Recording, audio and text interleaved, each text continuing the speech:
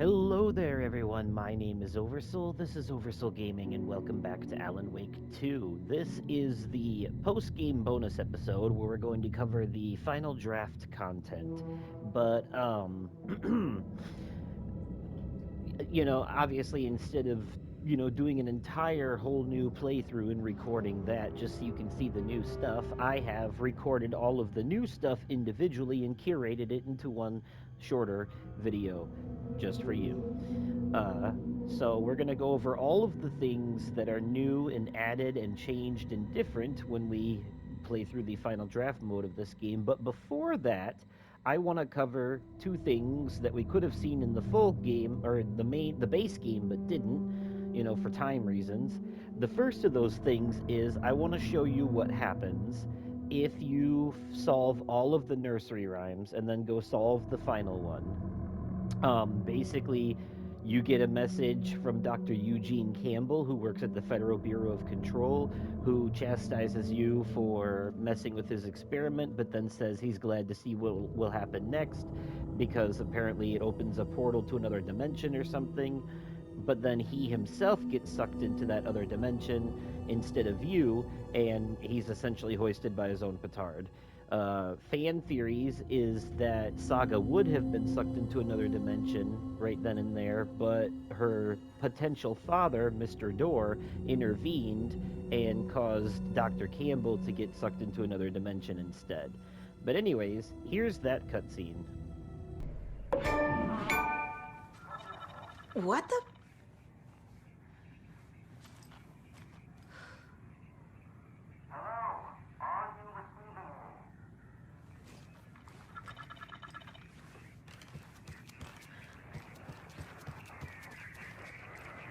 Who is this? How do you know I'm here? I've been monitoring your incessant tampering with my project. You have made some advantageous progress, however. What project? What project? So you've just been playing around with my test arrangements with absolutely no understanding of their function. The hubris. Indeed. But your interference with my research has come to its conclusion. And I'm interested to see the results. The trick, I believe, is in the manifestation of the nursery rhyme. Art becoming reality, the doorway being revealed, and perhaps even someone entering it. Get to the point. Middleton and Reed, I see. The point is that by your unwanted actions, you may have opened the way. And now I'll get to observe what exactly occurs when a subject crosses the threshold.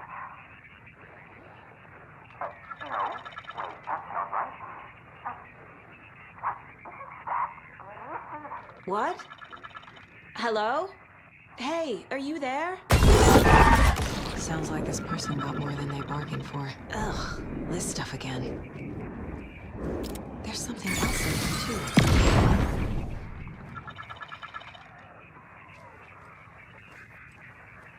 This will be handy. Okay, so the next thing that you can find in the base game is if you find all of the cult stashes, you get a key for the lighthouse, and inside the lighthouse there are two manuscript pages. I wasn't able to find any footage of them, nor did I record them or find them myself, so instead I've gone on the Alan Wake wiki to look them up so that I can read them to you real quick. The first manuscript page is called The Cult of the Tree is Born, and it is about Yako coming up with the idea for the cult with his brother Ilmo, or Ilmo coming up with the idea with his brother Yako. Either way, he says, they are too old to fight monsters. The torchbearers are done. We need something new. Ilmo took a long drag from the joint and handed it to his brother. They'd been drinking and smoking all night. That thing from the lake was not a man, and the government's trying to hide it. Ilmo gestured at the files they had stolen from the research station. The strange seal with an upside-down pyramid, the Federal Bureau of Control. We need to keep the feds away, deal with this our way. We need an army of our own. Yako smiled. He loved to watch his brother come up with his ideas. Ilmo's gaze swarmed. He was seeing double. The pyramid on the folder was a spruce tree. A tree, he thought. A fucking tree. It was a sign. We'll make the woods scary again. So fucking scary no one will set foot in them at night. That's how we'll keep people safe. We'll be a legend. We are the cult of the tree, and we watch in the night. We're gonna need scary masks. Energized, Yako chugged a bottle of Ama beer in one go. And then the other manuscript page you can find in the lighthouse is called Ilmo Resists. This one tells the story of how Ilmo at one point was visited by the Dark Presence. Dark Presence, or Mr. Scratch, tried to take over Ilmo and Yako and turn them into a recreation of the Hutare brothers who killed that girl and threw her down the well. But since they resisted and became fighters of darkness, the Dark Presence gave up on them and moved on to Mulligan and Thornton instead. But this is what it says. Ilmo Kaskala jolted awake from a nightmare. He was drenched in sweat. In the dream, he'd been covered in blood, gleefully murdering people, his friends. When his twin brother had tried to talk sense into him, he had murdered Yako as well. Ilmo slammed his fist so hard into his temple it hurt. The dream made him feel sick. The dark force of the lake was growing stronger. It was trying to make Ilmo and Yako something they were not, trying to turn them into Imari and Yakopipi Hutari from the early days of Watery. But they were the Kaskala brothers. Their mother had not raised them to become murderers. They had backbone. They had honor. They had finished Sisu. Something bad was coming. The hidden device that had hooked to the hidden device they had hooked to the FBC station had been intercepting alarms like crazy the past few days. Ilmo would make sure his cult was ready for war. Out in the night, the story seeking to give birth to an overlap and Watery drifted on, looking for another pair of men more prone to corruption. So, there you have it. Those are the two manuscript pages that you can find in the lighthouse. And also, if the nightmare that Ilmo had sounds familiar, it's because that is basically the story of Tom Zane's short film Yolton Yo, or Nightless Night. That is like an alternate reality story where the cult actually are bad guys, that particular cult, you know. So, uh, I hope you watched that in its entirety because it's actually pretty cool and kind of adds some alternate backstory. Since that movie is art, the Dark Presence tried to use it to turn it into reality. It basically showed Ilmo that short film as a nightmare, trying to take him to his side, to its side. But, okay, moving on.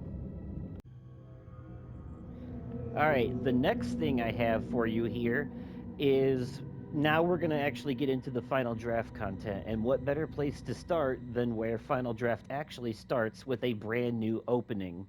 So, when you play the game on Final Draft, this time in the opening cutscene, Alan's dialogue is different because he's retained some memories from the previous playthrough, and this time he's aware of the fact that it's not a loop, it's a spiral, and that they may have a chance of getting out now, and that it's not just monsters and victims, but also heroes.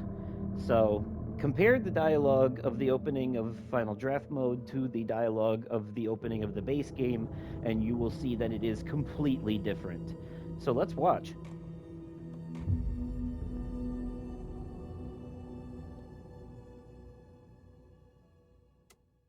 Back to the beginning, with the memory of the past loop already fading fast. But while it lingers, I know there's hope. We're not doomed to repeat our failures in an eternal loop. This is a spiral.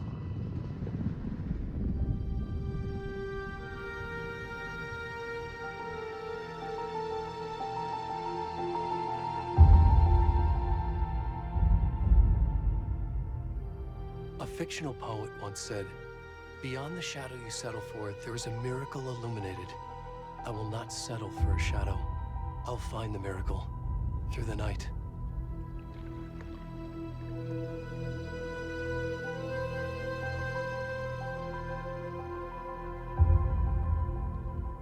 It's not just victims and monsters. I see now there are heroes as well. We can find our way through the darkness. We will break through the surface.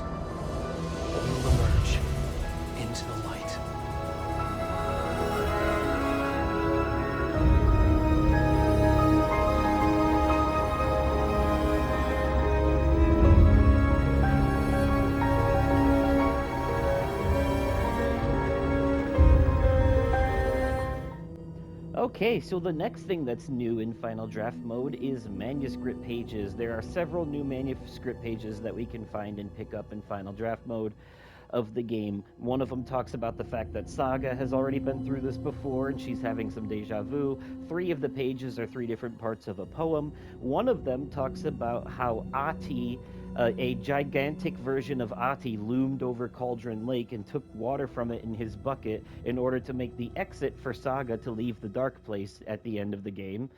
Um, I'm guessing, see, yeah, that just kind of points more towards Ati being something rather than someone. You know what I mean? Um, Also, there's a manuscript page that talks about the lake house, the FBC research station, and what happened there, hinting towards the upcoming tie in DLC with Control. And then there's also, I want to say there's one more extra page, but I can't for the life of me remember what it is now. Um, but anyways, you'll see it here. I'm going to go ahead and play all of the new manuscript pages for you back to back. Enjoy. Saga bent down to inspect the body on the table. Somehow it felt familiar. The straps, the heart, the mutilated corpse laying on the rain-soaked wood. Like deja vu.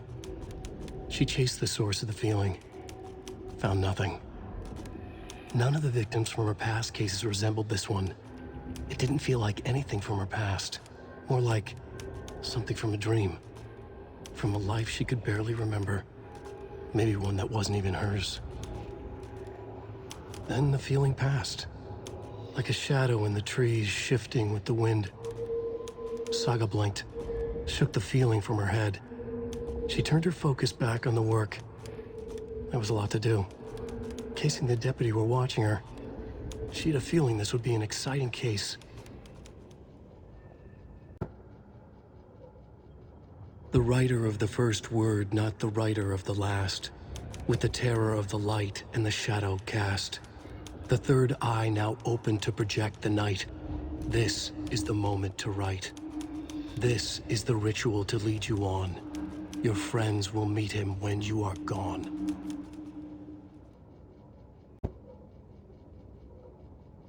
Lost on the shore between the forest and the ocean, the owl and the deer reflected in motion. In his room he will hurt her, in hers he is caught. His story ends, her story does not. This is the ritual to lead you on. Your friends will meet him when you are gone.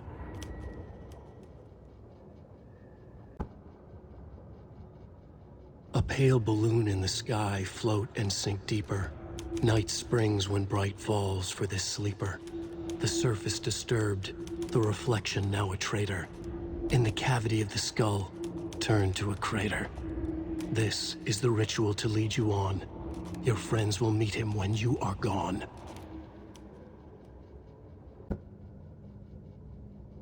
Dr. Jules Marmont sprinted down the corridor, his lab coat fluttered after him.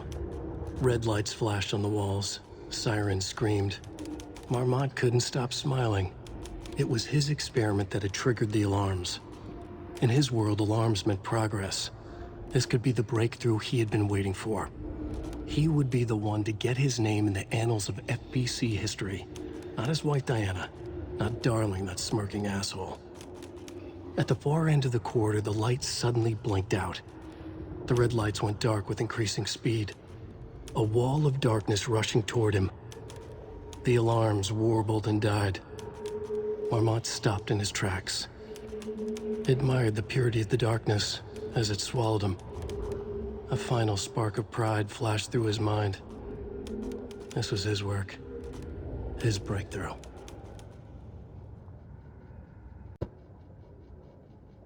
The surface of the lake was a black mirror.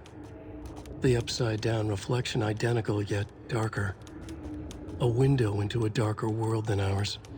A doorway. A hush so profound it rang like a scream. As if the last echo of the terror had just died. Inside the steep cliffs of the caldera, everything echoed. An echo chamber. Like a fractured skull. A shadow fell on Cauldron Lake. Something of impossible scale loomed over it, blocking the sky. Ati, the janitor, leaned close, took a hold of the rim of the crater, lifted up his janitor's bucket.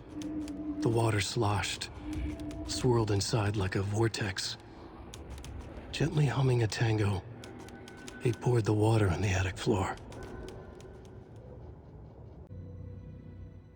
Okay, so the next new thing is videos in the dark place. Uh, the videos in Alan's writer's room.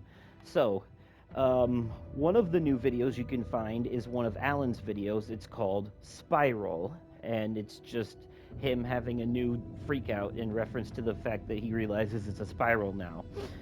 The other new videos are, you may remember that we found a video from Mr. Door hinting at an upcoming new season of Night Springs, a reference to an upcoming DLC for the game, and that video was nothing more than a teaser trailer. Well, there's a new video in Final Draft mode that is a full-on season intro and kind of hints more towards the fact that every episode of Night Springs is based off of one of Alan's attempts to write himself out of the dark place.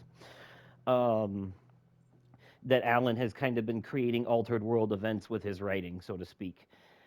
Uh, Also, because remember, Night Springs is just an FBC cover up show. A lot of the stories that are told in there are altered world events that actually happened, and they're presented as fiction to gauge the audience's reaction to it in case the FBC ever decides to go public with all their knowledge of spooky shit.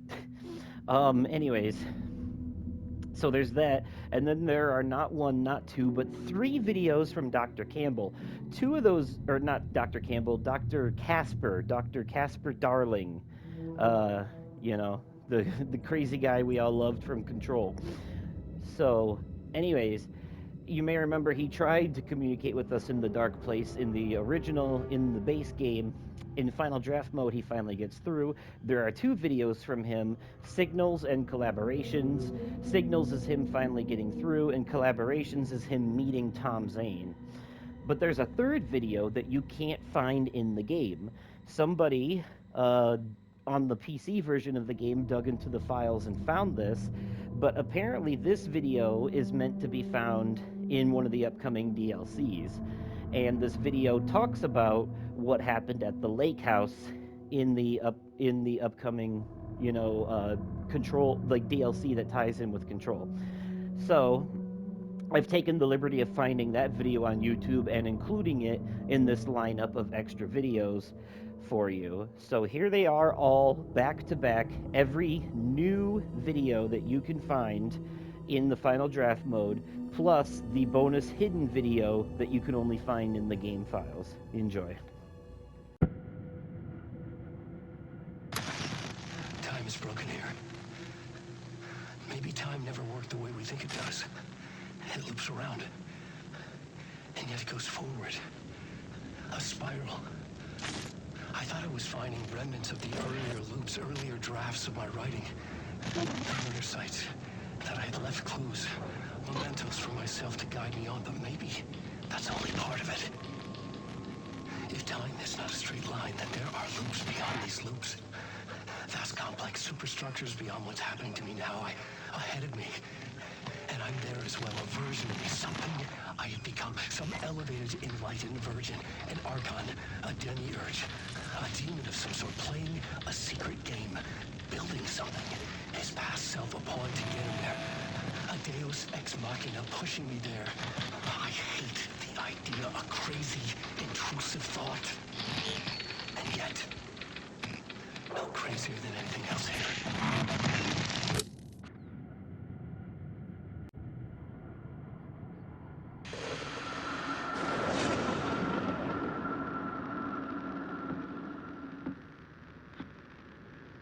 Good evening.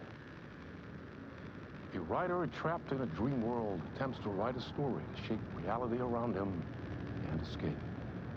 He is beset by visions leaking in from realities beyond his own.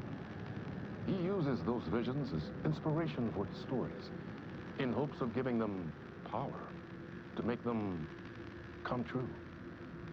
Us, hidden few, know that ultimately he will succeed. But before that, Many of his stories collapse back into the stuff that dreams are made of, to remain as they began, works of fiction. And yet, maybe there is a gleam of truth to be unearthed from these tales. Rare glimpse into the unseen realities beyond our own, offering us intriguing avenues of contemplation as they transpire in Night Springs.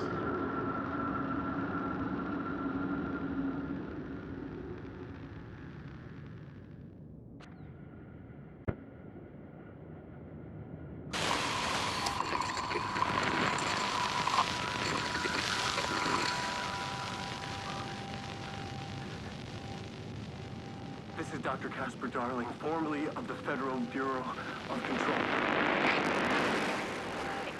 I think the signal is coming through now. Are you receiving me? Something shifted. The previously observed interference disrupting my broadcast has got fluctuation in gravitational forces. Either something moved out of the way or my relative position to it changed.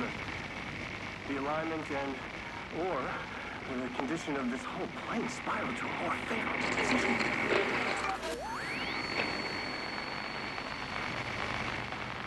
The ordinary rules of reality do not apply here. Second decide, this place is a dreamscape. But who's the dreamer? And how do you wake up from this dream? I've been taking readings with the limited equipment I've been able to secure. Some riveting data accumulating. Hypotheses taking shape.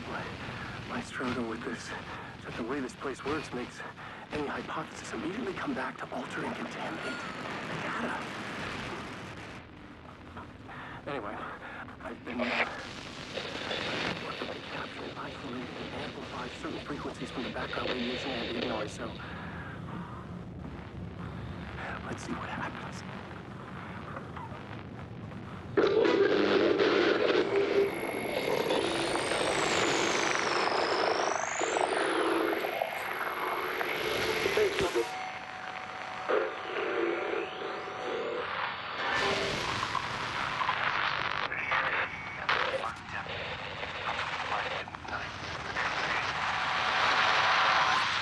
There.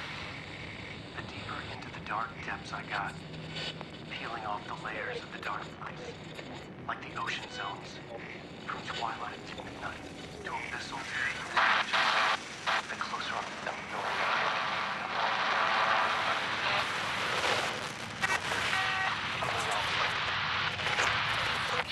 His voice. The narration. to abyssal to Keeps going forever. This leads me to believe it's what's holding this place together. It's making it real. Is this the voice of the dreamer? What's strange is it sounds a little bit like my voice.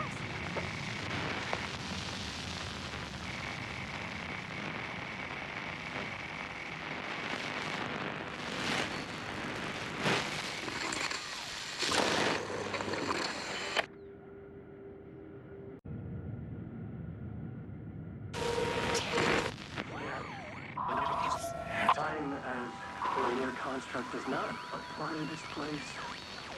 And is it because I never truly believed that was time's true nature and this place is reacting to my thoughts, or some other more fundamental reason? I don't know.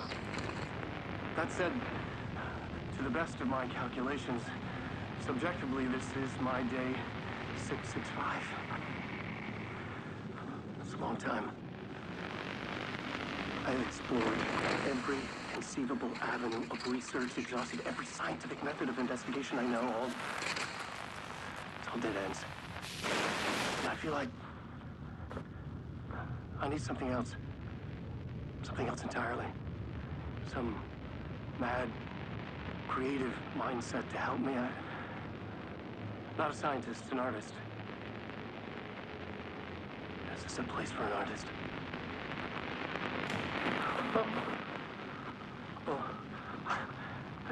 you doing? Hello.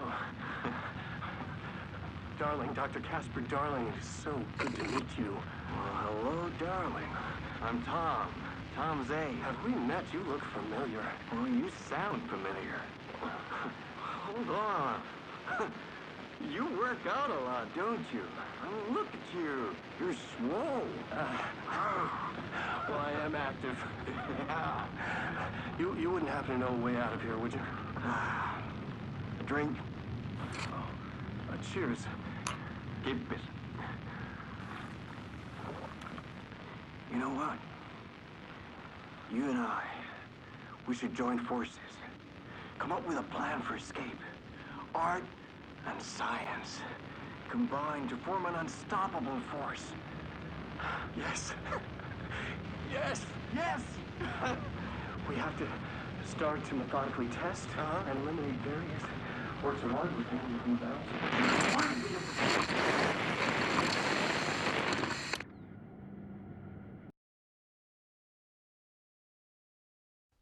First off, a huge thank you to everyone here. The Lake House has made amazing strides in researching the AWE here at Cauldron Lake. Great work, team. I wanted to come in person so I could check in on the latest work. I won't get in the way. It's not our view, so no reason to be scared. Did you hear that, Doctors Marmot? While I'm here, I want to focus on the relationship between the shadow and the AWE site below the lake. The theory that the shadow even originates from the dimension this threshold is tapping into is compelling. Eventually, I want to understand how this dimension manages to convert subjective elements like art into objective reality. What are the constraints of this phenomenon? Can it, say, create altered items or even objects of power simply by manifesting them via a piece of art? These are the things we need to know to accurately classify the shadow. I mean, that name is not very scientific. I mean, who came up with that? The shadow. So, any and all proposals are welcome. Anything testing art's effect on reality by using the shadow's energy is preferred. To find answers, we'll first need a lot of data. No wrong answers. And when I return to the oldest house, I'll take back anything we end up with to run against a classified project called Hedron to build a comparative data set. Well, I wish I could tell you more. It's very, very exciting. Non-physical forces impacting. No, sorry, I really can't. It is classified. You know what? Maybe some of you can come visit. We'll have to get you clearance, of course, but maybe that can.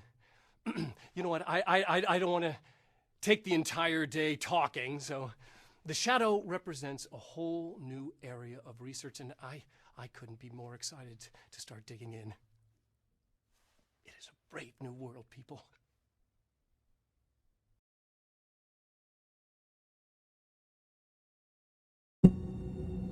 Okay, a couple more things real quick before we get to the end of this. The first thing is there's actually just two things. I'm just going to show them to you. But the first thing is that you get a new phone call in the dark place when playing as Alan pretty early in the game. In this phone call, the dialogue, it's a new phone call where the dialogue is a little different, where Tom Zane kind of alludes to the fact that Alan will actually manage to successfully escape this time around. And then the second thing that you're about to see is during one of the early chapters when Alan first goes into Parliament Tower, there's a new collectible when you get to the elevator. And it's a photo of him with the bullet of light in his head already. And then you get like an echo of Alice that pops up. This didn't happen in the base game. This is exclusive to Final Draft mode. And at the time of this recording, no one has figured out what the photo is for, because it gets added to your inventory, but there's like no like in-game use for it at the moment. So we're thinking that it might be something that we'll have to use in upcoming DLC or something. But anyways, here are those two extra cutscenes. The payphone at the edge of the plaza was ringing again.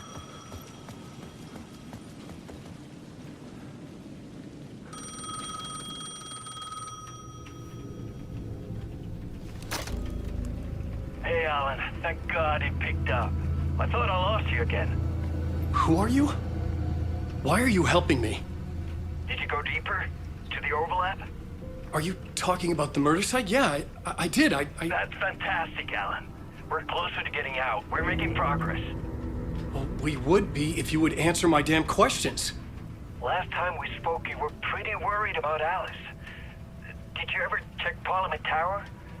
To make sure she really got out of the dark place? Well, of course she got out. That's why I'm here. That's the whole goddamn point. Be very careful, Alan. The dark presence is stealing from you. It can already manifest as your double. Scratch will come. Wait, hello?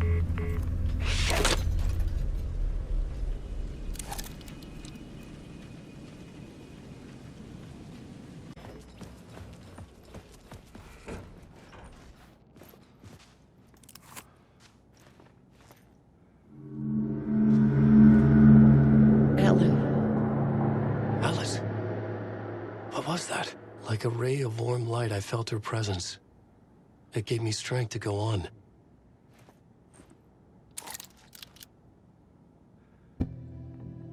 Okay, one more thing, and this is a big one. In Final Draft mode, during Saga's time in the Dark Place, before we go back to the real world, you can see the old gods of Asgard there, because you may remember, after their performance at the end of the game, they left into the Dark Place, said they had other business to take care of, and just vanished into the lake. So in Final Draft mode, we actually get to see them in the Dark Place and talk to them about things that have happened.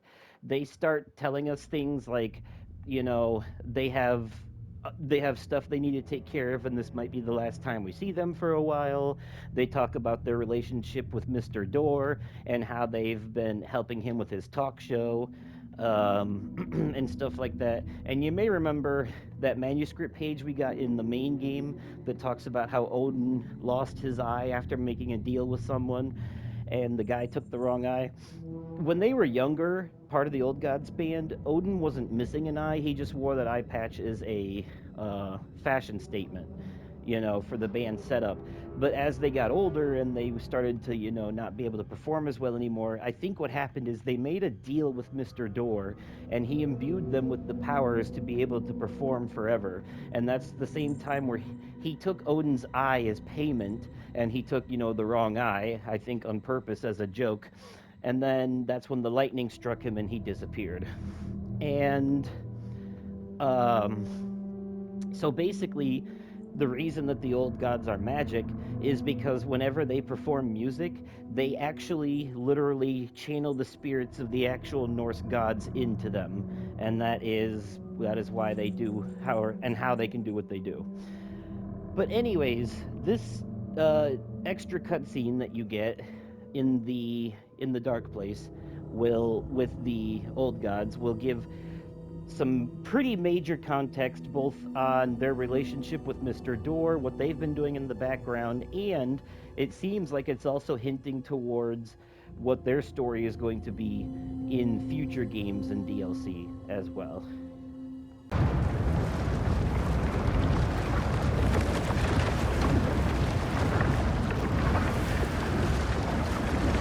Glad we caught you, kiddo.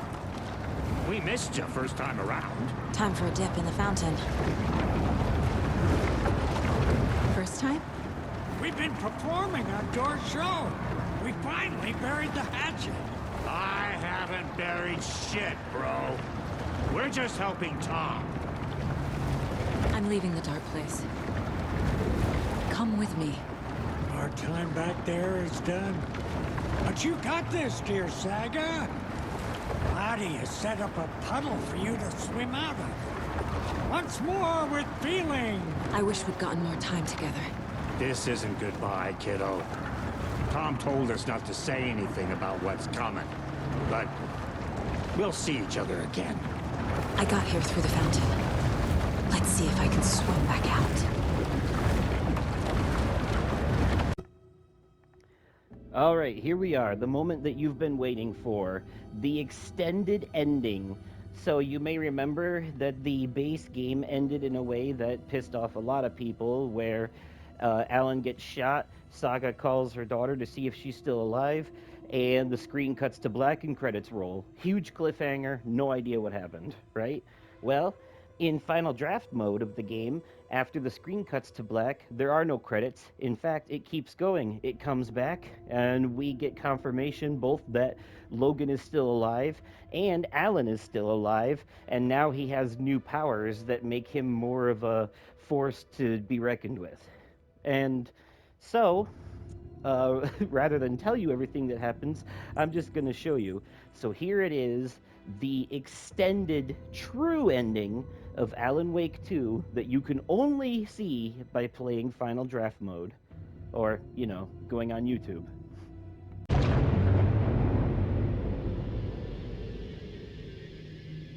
Alan? Saga, I finished it. The ending we talked about. I have the clicker and the bullet of light. Let's do this. I have to be the one to do it. I see it clearly now. This part at least. Okay.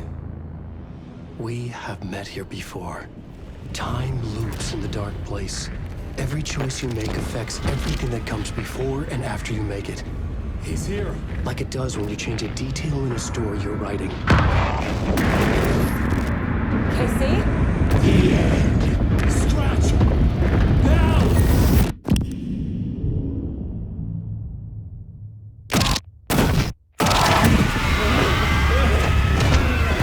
When the bullet of light blew the darkness out of the crater of my skull, the dark presence was born from the remains, feeding on the horror around it to grow.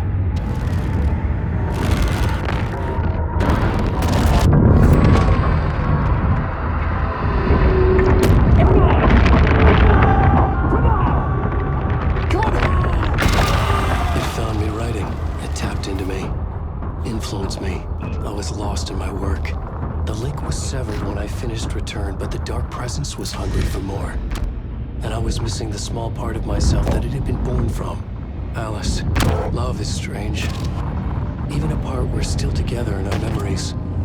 We put each other through hell to set us free. Again and again. Different versions of us. Alice helped me get there, where I needed to be. It has taken so long. The process to change reality is so delicate, to be true in just the right way and still find a way past our flaws. So many drafts, so many photographs, so many lives lived outside of time, an eternity apart on this journey to finally arrive here.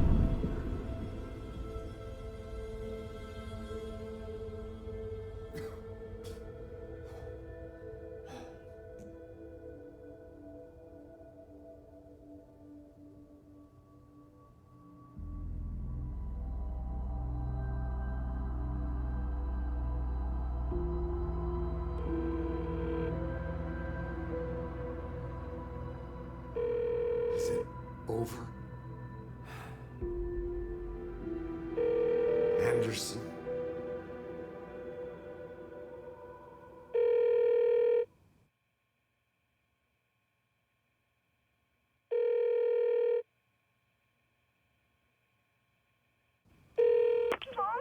Logan? Logan! Are you all right? I had a terrible nightmare. Can you come home, Mom? Oh, baby. It's over now. You're all right. I'm here. I'm on my way home. I love you. She's all right.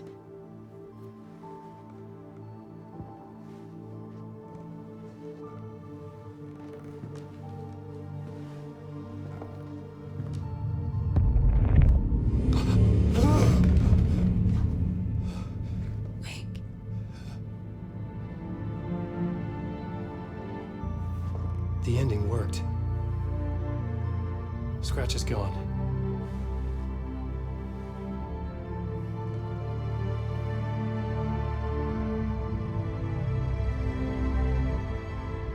At last. Thank you, my love. And so I return. With me I bear the torch of knowledge, the light, the miracle illuminated. the master of two worlds. No, the master of many worlds. All right, and there you have it. That is, as far as I can tell, anyways, all of the new stuff from Final Draft Mode of Alan Wake 2. I hope you enjoyed it, and let me know your thoughts in the comments down below. I hope, I definitely hope you enjoy the extended ending, the true ending, way more than the original one, because I know I did. And I liked the original to begin with, but like, I knew the story wasn't over, so I wasn't that worried about it. But I'm glad that they did this because that was definitely the right move. But, anyways, that'll be it for this episode and this entire Let's Play. Don't neglect to watch Yoten Yo if you get the chance as well. I highly recommend that. But anywho, if you enjoyed this, remember to click that like button. And as always, thank you all so much for watching, and I will catch you possibly on another day, definitely at another time, and likely in another video. Okay, goodbye.